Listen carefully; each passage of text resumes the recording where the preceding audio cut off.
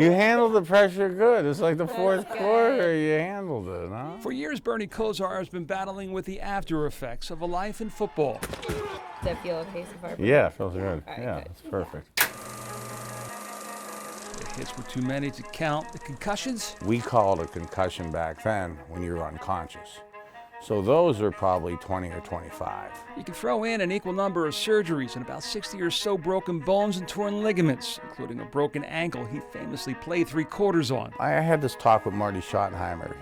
A lot of times I'd get hurt during a game, and he goes, "Don't lie to me. That are you hurt or not?"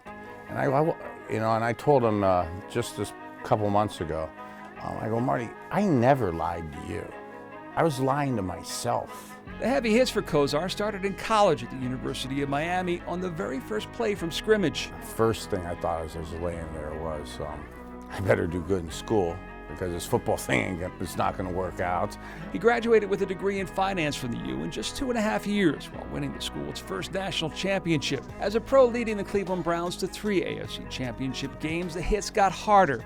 It was an era when quarterbacks did not enjoy the protections that exist today. The league was encouraging crown of the helmet, top of the helmet blows. I mean, the beginning of Monday Night Football was 2 helmets smashing together.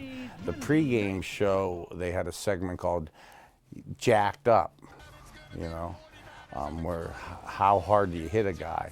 And you were glorified for using your helmet as a weapon. It was also an era in the NFL, he recalled, when the AstroTurf fields were basically fuzzy concrete. And then in Cleveland, we had the mud that got frozen. So frozen mud isn't exactly pleasant either.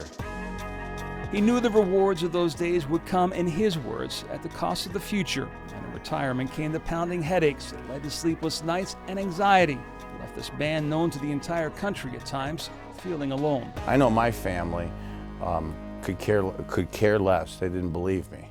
When you say, "Well, you're not sleeping," "Oh, your head hurts," "Oh, you're just making it up." My own family didn't care. They thought I was embellishing, needed attention. As the symptoms got worse, his weight increased and his speech slurred, leading many to believe he had been drinking. He admits he was in denial until he learned of a treatment involving megadose vitamins. It took me getting here to admit to myself that there's symptoms going on. And once there's symptoms, as football players, you try to pretend you don't have them. It didn't take long to know this was for him. I literally, within 10 days to 2 weeks, could aggressively feel a positive influence on me. Several times a month, Kosar can be found here at Vital Health Partners in Lyndhurst, hooked up to an IV of vitamins tailored to his needs.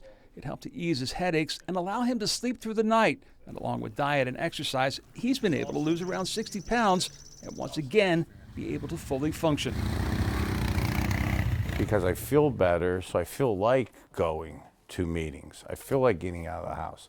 I feel like exercising. I'm actually capable of exercising. Kosar began the treatment several years ago in Florida, but really started receiving them on a consistent basis when he was introduced to Dr. Tom Kosich, who believes in holistic forms of healing. My approach is one of enabling the body's natural physiology to flourish. Kosich is an author and chief medical officer for Heinen's grocery stores. He believes in a superfoods diet first, supplemented with the vitamins that have faded in our lives over the centuries. We're not running around naked like our ancestors, so everyone has a vitamin D deficiency. We're not eating sea vegetables like our ancestors. Everyone has an iodine deficiency.